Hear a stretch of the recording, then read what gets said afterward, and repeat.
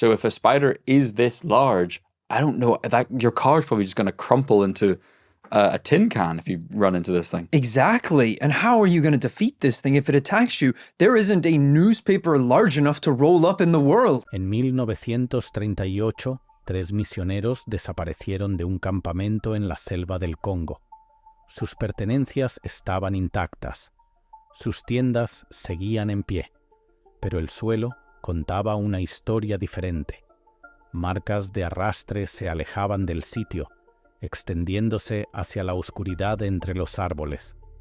El único sobreviviente fue un hombre llamado Robert Hale. Apenas podía hablar, solo repetía lo mismo una y otra vez. Dijo que vio una sombra que se movía como muchos brazos descendiendo desde los árboles. Los oficiales coloniales descartaron su testimonio como fiebre, alucinación por malaria, caso cerrado. Pero antes de abandonar ese campamento, recogieron algo extraño: fragmentos de seda gruesa encontrados esparcidos por todo el sitio, seda que no coincidía con ninguna araña conocida. Esas muestras fueron archivadas silenciosamente y nunca se investigaron de nuevo. La selva tropical del Congo se extiende por millones de hectáreas de territorio inexplorado. Las tribus que viven allí tienen un nombre para algo que se mueve en la oscuridad, algo enorme, algo que se niegan a llamar leyenda. Lo llaman Jiba-Fofi, la araña gigante, y lo que un científico entrenado descubrió cuando siguió sus advertencias hacia el interior del bosque cambiaría todo lo que creíamos saber sobre lo que caza en las sombras de la selva más peligrosa del mundo. Las advertencias que nadie creyó. Durante décadas, las historias parecían imposibles. Misioneros, soldados, cazadores, todos contando lo mismo. Telarañas extendidas a lo largo de senderos selváticos, lo suficientemente gruesas como para bloquear caminos enteros. Hilos que parecían cuerdas blancas y vibraban con una fuerza que se podía sentir desde varios metros de distancia. A principios de los años 40, un soldado congoleño que servía con el ejército belga llegó tambaleándose a su puesto cubierto de fibras de seda gruesa. El personal médico reportó que no pudo mover las piernas durante horas. Analizaron su sangre y encontraron rastros de veneno, pero la toxina no coincidía con ninguna araña registrada. Las fuerzas belgas sellaron el área circundante durante 6 meses. La razón nunca fue explicada al público. Cazadores locales de la comunidad Baka comenzaron a reportar algo aún más perturbador: monos que caían muertos sin heridas visibles. Cuando miraron más de cerca, los cuerpos estaban envueltos en capas delgadas de seda, casi invisibles hasta tocarlas. Los cadáveres estaban parcialmente drenados. Algo se había alimentado de ellos. En otro caso, un niño pequeño se alejó de una aldea y nunca regresó. El grupo de búsqueda encontró ropa desgarrada junto a una gran depresión en el barro. La marca parecía una huella, pero era más ancha que cualquier rastro humano, más profunda que cualquier marca dejada por un gorila. Los científicos occidentales descartaron cada informe.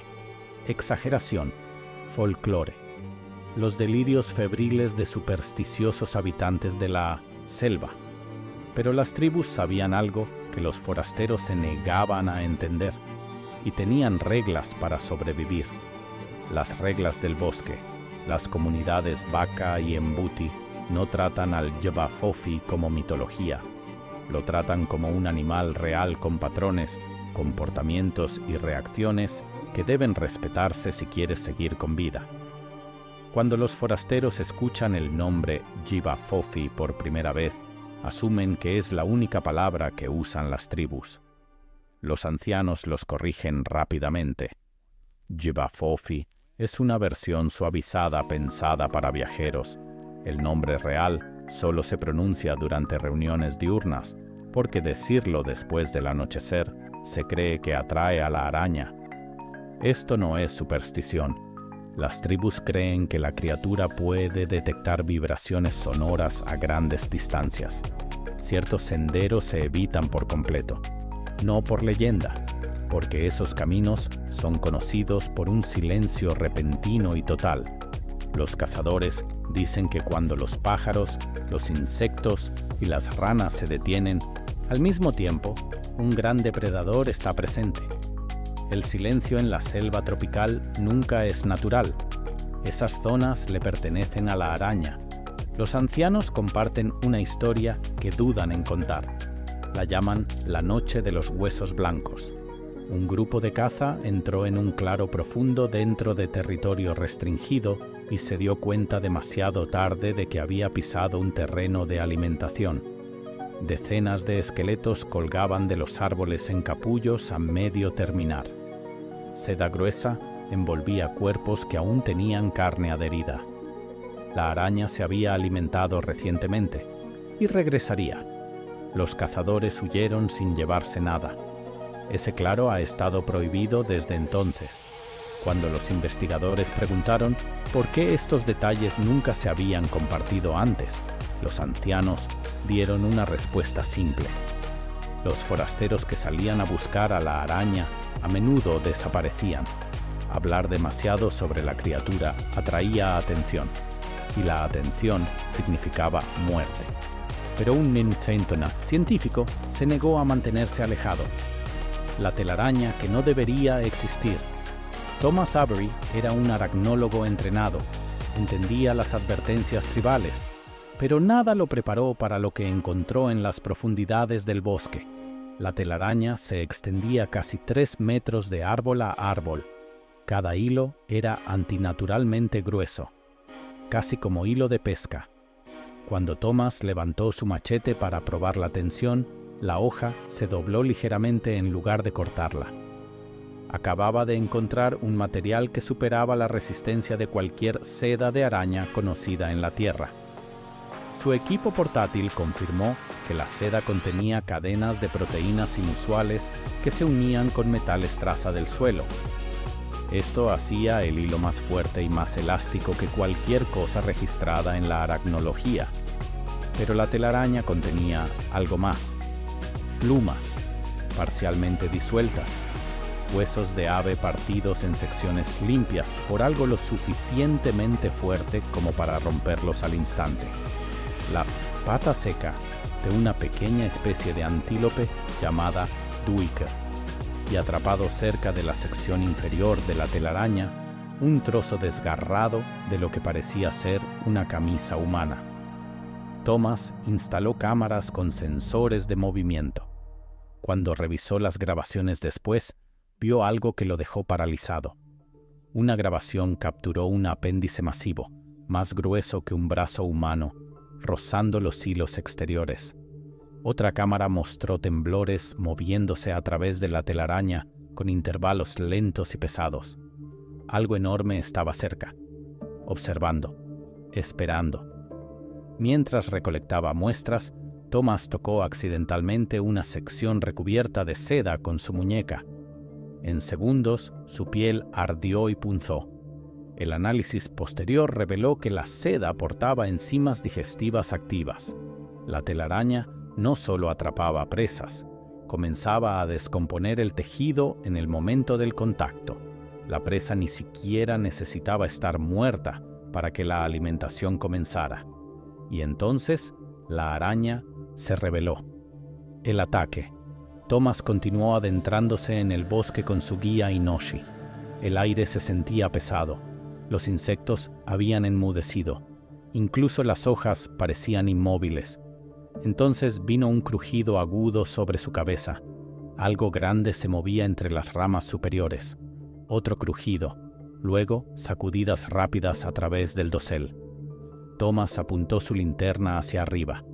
El haz apenas alcanzaba las ramas más bajas, pero el movimiento continuaba más arriba. De repente, una sombra masiva cayó a través de las hojas. La fuerza de su descenso sacudió los árboles cercanos y lanzó escombros en un amplio círculo. Cuando las hojas se asentaron, Thomas la vio con claridad. Las patas eran imposiblemente largas, como gruesas extremidades de madera extendiéndose en múltiples direcciones.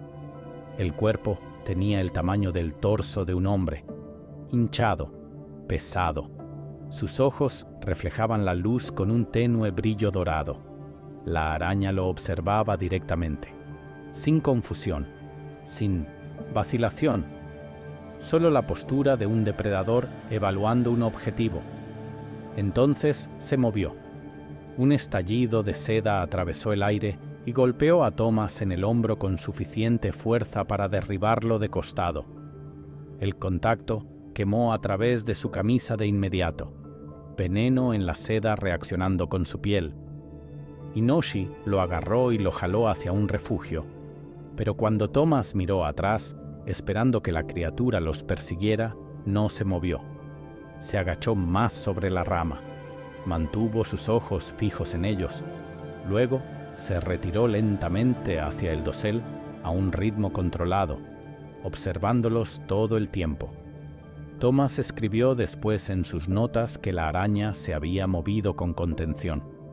No estaba atacando por comida, los estaba probando, evaluando sus reacciones, midiendo su velocidad. Un depredador que prueba a su presa es mucho más peligroso que uno que ataca a ciegas. Pero lo que Thomas encontró después demostró que la leyenda estaba equivocada de la peor manera posible. El nido. Thomas creía que estaba rastreando a una sola criatura. Esa suposición se derrumbó cuando siguió un rastro de tierra removida hasta una sección del bosque donde varios árboles grandes habían caído en la misma dirección. Debajo de los troncos colapsados, el suelo era hueco. Una abertura conducía hacia las profundidades de la tierra. Aire caliente pulsaba hacia arriba desde la oscuridad. Thomas descendió al interior. En el momento en que su luz golpeó las paredes, entendió que la leyenda le había fallado por completo. Decenas de enormes sacos de seda cubrían la cámara, cada uno aproximadamente del tamaño de una calabaza. Contó más de 40 antes de detenerse. Muchos estaban abiertos. Otros mostraban señales de eclosión reciente. Rastros de seda subían por las paredes y desaparecían hacia la superficie. Las arañas no solo estaban sobreviviendo, estaban reproduciéndose, y ya habían comenzado a abandonar el nido. En el extremo más lejano de la cámara, movimiento. Varias formas más pequeñas emergieron de las sombras. Sus cuerpos alcanzaban la altura de la cintura de un hombre. Circulaban en patrones coordinados, moviéndose a la izquierda, moviéndose a la derecha, cerrando la formación. Mientras Thomas retrocedía, su pie golpeó algo enterrado en el suelo, una bota desgarrada, el cristal agrietado de una cámara, y dispuestos en un deliberado semicírculo, huesos humanos astillados, despojados de todo por las encimas. Demasiados huesos para pertenecer a una sola víctima. Alguien había estado allí antes, muchas personas. Ninguna escapó. Thomas Avery logró salir del bosque, pero cuando regresó al campamento base, su equipo había sido revisado. Tarjetas de memoria desaparecidas, cuadernos esparcidos, su comunicador satelital desactivado. Oficiales congoleños llegaron sin explicación y lo escoltaron fuera de la región. Su investigación fue confiscada bajo el argumento de protección ambiental. Nunca recibió documentación. Nunca le dijeron cuándo le devolverían sus materiales.